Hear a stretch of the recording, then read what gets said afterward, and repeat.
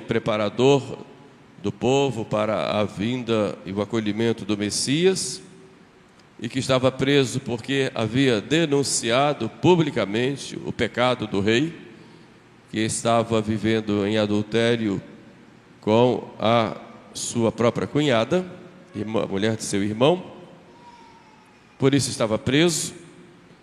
Diante do pecado ele não calou, e aí estava na prisão. Já sabendo que os seus dias estavam contados, João então envia 2 dos seus discípulos para irem a Jesus com uma pergunta tão breve, mas tão necessária: és tu aquele que há de vir, ou devemos esperar por outro? Quem é Jesus? Quem é Jesus para nós? Estamos no tempo do Advento e temos que pensar muito sobre esta celebração que é o Natal. Quem é Jesus? Olhemos então João no seu silêncio com Deus, na prisão. Pensemos na resposta que Jesus dá e olhemos João como modelo para nós nesse tempo do Advento. João Batista é a voz poderosa do deserto. Agora está no cárcere, e aquele que viu o Espírito descer sobre Jesus como uma pomba, vive agora na escuridão da prisão. Ele envia os 2 discípulos, não porque ele duvida de que, ou não sabia quem era Jesus. Isso era muito claro para ele. Já quando Jesus chega e ele aponta: eis o Cordeiro de Deus, eis aquele que tira o pecado do mundo. Também, ao ser chamado por Jesus para batizá-lo, ele diz: eu que devo ser batizado. Ele sabia quem era Jesus, mas mesmo assim manda 2 discípulos, e Santo Agostinho explica: João envia para perguntar a Jesus, não porque ignorasse quem era Jesus, mas para que seus discípulos, vendo os milagres, vendo a pessoa de Cristo, reconhecessem que Ele é o Messias. E mesmo na prisão, mesmo nas cadeias, Ele não está impedido de anunciar a Cristo, e abre para os outros aquilo que Ele mesmo já vê. O que é que isso nos ensina? E mesmo que nós criamos e temos fé, a nossa fé foi recebida por nós no nosso batismo, e cremos que Jesus é o Messias, cremos que Ele é o Filho de Deus feito homem, mas como mesmo os santos enfrentam momentos de silêncio e de dor, assim todos nós também passamos por um tempo de deserto, de silêncio de Deus, de espera e de escuridão. Todos nós. Não vamos procurar a Deus pelo bem que Deus pode nos dar, embora Ele nos dê muitos bens, e tudo o que temos de bom é obra dEle, mas não vamos buscar a Deus por interesse, como se a nossa religião fosse uma moeda de troca com Deus. Eu vou à igreja, eu rezo, eu me confesso, eu recebo a Eucaristia, eu comungo, eu procuro fazer tudo bem. Deus então tem obrigação de me dar aquilo de que eu preciso. Como se a fé fosse uma moeda de troca, como se a nossa relação para com Deus fosse uma relação comercial. Não. Mesmo dando tudo para Deus, tanto quanto nós podemos dar, Deus, em determinados momentos ou tempos de nossa vida, nos coloca como João na prisão, ou permite que isso aconteça, ou permite até que os maus façam o mal para nós, seja para nos converter, porque não somos totalmente dele, seja para nós fazermos penitência, Deus tem sempre os seus caminhos e tira do mal sempre um bem, mas muitas vezes Deus faz silêncio. Mas eu peço tanto e Deus faz silêncio. Deus quer a minha espera. Deus quer que eu fique na escuridão, aparente pelo menos. Muitas vezes Deus permite que pareça que Ele está ausente, para que a nossa fé se torne mais pura, querer a Deus por Deus, mais firme e mais luminosa, para que eu olhe as coisas do mundo como passageiras. A figura desse mundo passa, e para que eu busque mais as coisas do alto, Deus muitas vezes permite que eu passe dificuldades sérias com as coisas cá de baixo. Mas Ele nunca vai deixar de nos dar ou nos proporcionar o necessário para vivermos aqui na terra. Santa Teresa de Jesus nos diz que a fé cresce quando tudo parece faltar, exceto Deus. Ele quer alimentar em nós a esperança. E este é o espírito do advento. Uma fé que espera, que confia e que atravessa as prisões interiores. E quantas prisões interiores nós temos. Mas ainda é preciso fazermos silêncio interior para compreendermos a voz de Deus. E Deus é amor, e só quem ama é capaz de ouvi-lo profundamente. Só aquele que é paciente é capaz de aguardar com fidelidade um Deus que passa e que vem ao nosso encontro. Hoje nós precisamos muito desse silêncio. O mundo hoje vive um barulho intenso. É a sociedade do barulho, da desordem, da confusão. E como somos condicionados nesse sentido? Deus fala no silêncio. Já nos diz o livro da imitação de Cristo. Deus fala no silêncio. Quando fazemos silêncio, quando nos recolhemos, Deus tem os seus caminhos. Deus não fala no tumulto. Isso já dizia Santo Ambrósio ao preparar os catecúmenos para o batismo. Cristo não entra onde há tumulto.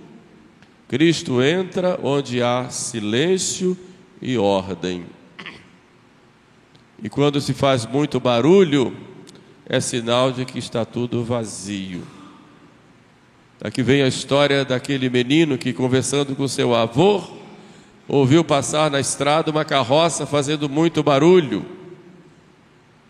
E o avô disse para o menino: essa carroça está vazia. E o menino perguntou: como é que o senhor sabe? Ele disse: por causa do barulho. Quando existe muito barulho, nós somos vazios. Por isso a nossa liturgia tradicional nos dá esse grande tesouro do silêncio.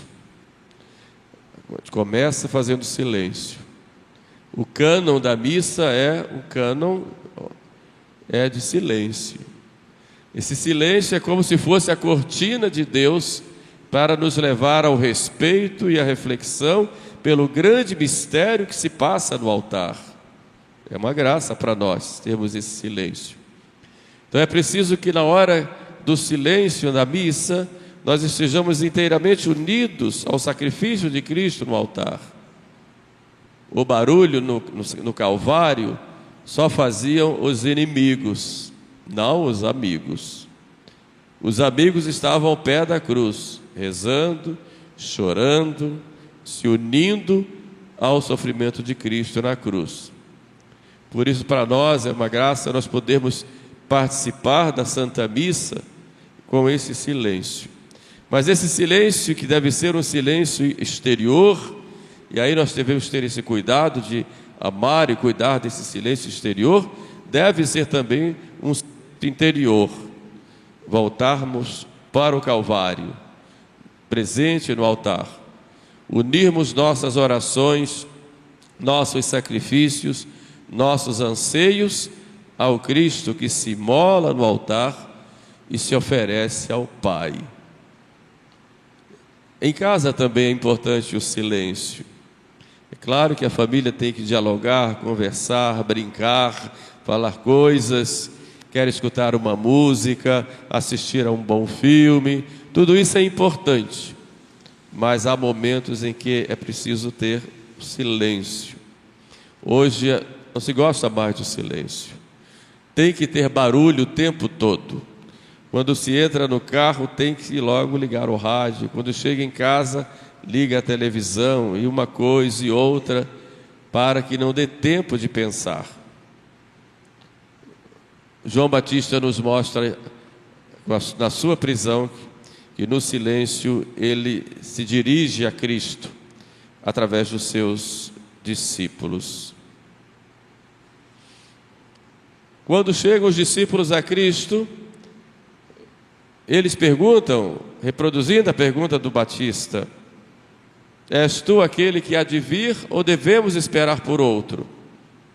E Jesus então faz alguns milagres e dá a resposta para João. Não é um discurso, mas é uma manifestação.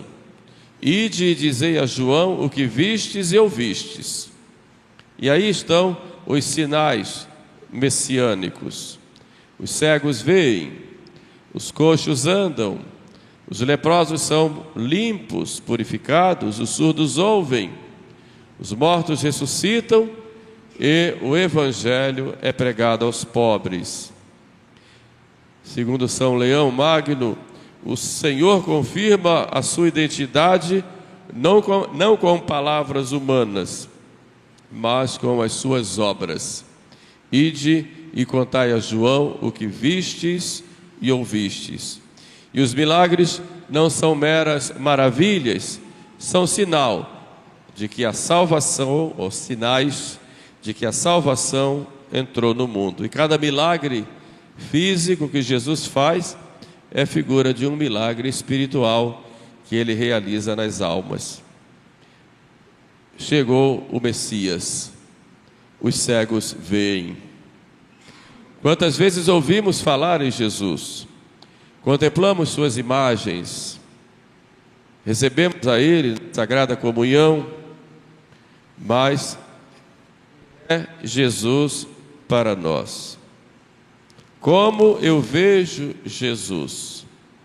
Alguém que pode me dar alento, alguém que pode me fornecer as coisas de que eu preciso, ou aquele Jesus que é apenas um revolucionário, como dizem alguns, ou um Jesus que é um espírito que se encarnou na plenitude dos tempos, ou o Jesus que vai trazer aqui para a terra um paraíso material, ou um Jesus cheio de sentimentos e emoções, e hoje tem muito disso, querer encher-se de emoções com Jesus, e muitas vezes ouve a Jesus, ou pelo menos ouve a sua palavra, e chora, e se emociona, ou cai no chão, ou coisas do tipo. Esse Jesus, os cegos veem Jesus como Ele é. Jesus que é a manifestação visível do amor de Deus. E celebrar o Natal não é celebrar o aniversário de Jesus, mas é celebrar o grande mistério do amor de Deus que vem para conosco, para nos salvar. Tantos anos se passaram, mas muitos católicos ainda não tiveram essa graça, ou não experimentaram, não gosto muito dessa palavra, mas que me vem agora, esse encontro íntimo, pessoal, com o nosso Senhor que transforma. E os coxos andam. Coxo é todo aquele que vai puxando um pouco da perna. É como aquele católico mole que vai se arrastando e que não se decide caminhar por nosso Senhor. É aquele católico que vive na tibieza, que não se decidiu seguir a Cristo e fica querendo acender uma vela para Deus, outra para o mundo, que diz que é católico, mas vive se submetendo às máximas do mundo, que coloca a grandeza no poder, no prazer ou nos bens materiais, que pega os mandamentos e fica escolhendo qual que vai obedecer, qual vai seguir, porque na verdade é coxo, porque quero ter uma religião a seu jeito.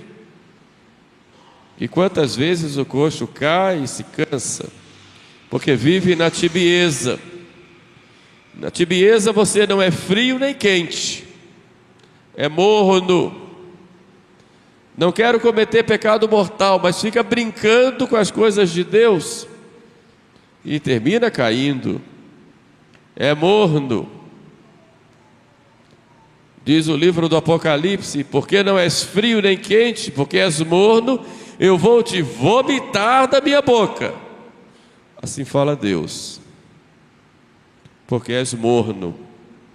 E no encontro com Cristo, o coxo que anda é aquele que diz: agora eu vou seguir os mandamentos, com a graça de Deus. Mesmo que eu caia, eu vou me levantar, mas vou me colocar de pé, porque eu vou caminhar com Cristo. Cristo não nos manda nada impossível, nada. E aquilo que para nós é difícil, por causa das nossas misérias e da nossa fraqueza, Deus nos dá a graça de podermos caminhar.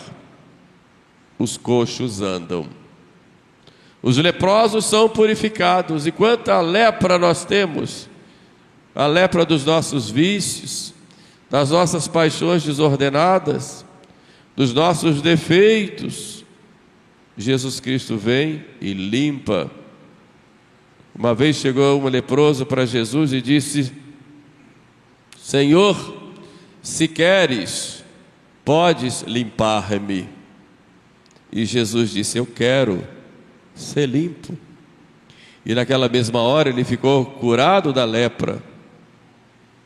Quantas vezes você chegou para Jesus inconformado com seus defeitos e seus vícios, e você disse sinceramente, com o coração aberto para a palavra de Deus: Senhor, limpa-me. Tu podes limpar-me. Já chegamos a esse ponto? Ou fizemos as pazes com nossos pecados, que são pecados de estimação, e carregamos na nossa vida como uma segunda natureza, e assim é o vício? Com sinceridade: Senhor, se queres, podes limpar-me. E Ele limpa. Esse é o sinal que a salvação chegou. Os leprosos são purificados. Os surdos ouvem a palavra de Deus, ouvem a voz de Jesus, ouvem a voz da igreja. Os surdos ouvem.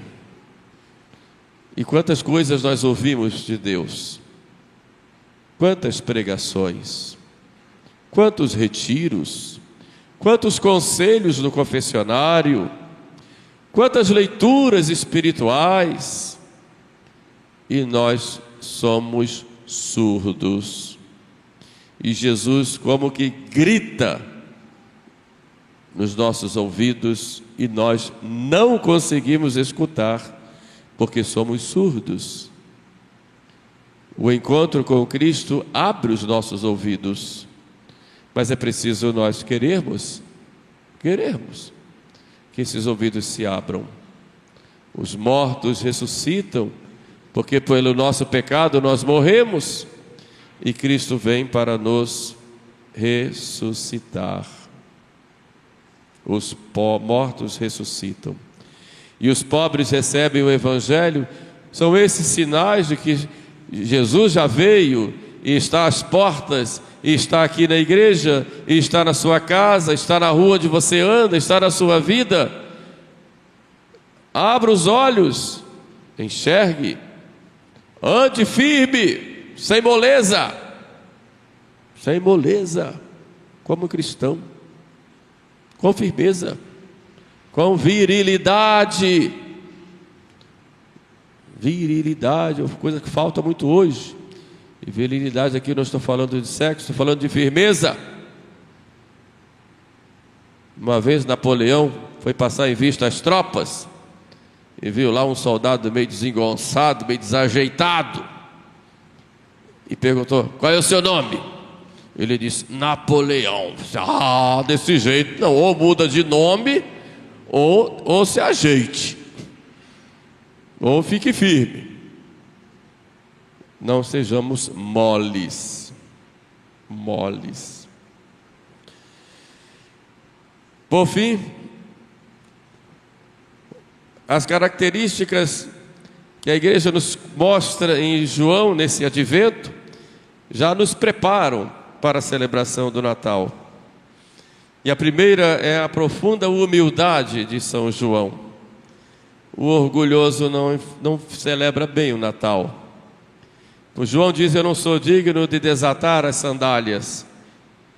E todo o advento exige para nós humildade, reconhecer a nossa pobreza diante de Deus.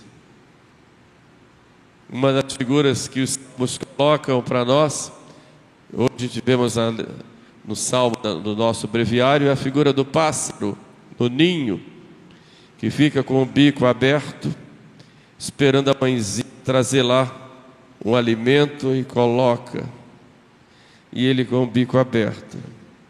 Esse pássaro está no ninho, representa cada um de nós. Deus vem nos alimentar, mas é preciso nos abrirmos. E essa abertura para Deus é a humildade. Segundo João, se mostra o homem corajoso. Não temeu Herodes. Foi lá e deu uma chamada em Herodes: não é lícito ficares com a mulher do teu irmão. Herodíades teve raiva e depois se vingou, mas ele não teve medo. Quantas vezes a gente gosta de ajeitar as coisas para ficarmos bem com todo mundo e passamos por cima da verdade, com medo de sermos escorraçados, maltratados. Aí vem mais uma vez o muro, e a gente sabe que o muro é do diabo, ele é dono do muro. João não, teve coragem, e uma coragem profética, e chamou a atenção de Herodes, na frente de todo mundo.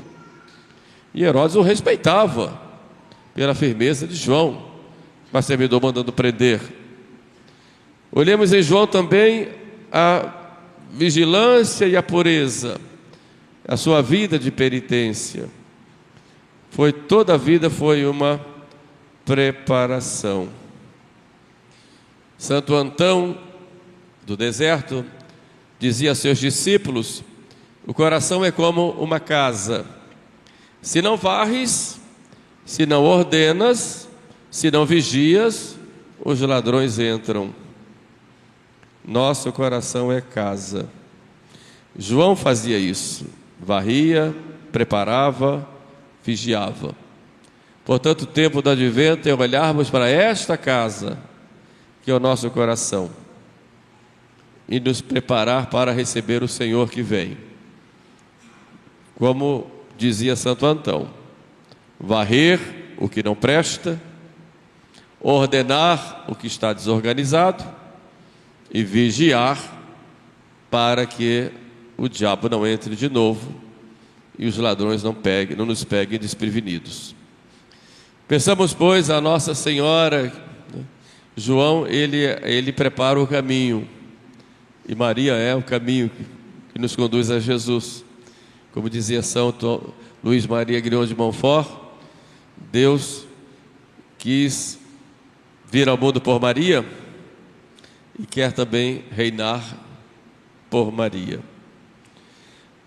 O Evangelho de hoje então nos convida a termos o Santo Advento, uma fé que purifica nas provas, se purifica nas provas, como João na prisão, olhos abertos para os sinais que Cristo nos dá no mundo de hoje, e humildade, vigilância e penitência, como João Batista. Louvado seja nosso Senhor Jesus Cristo.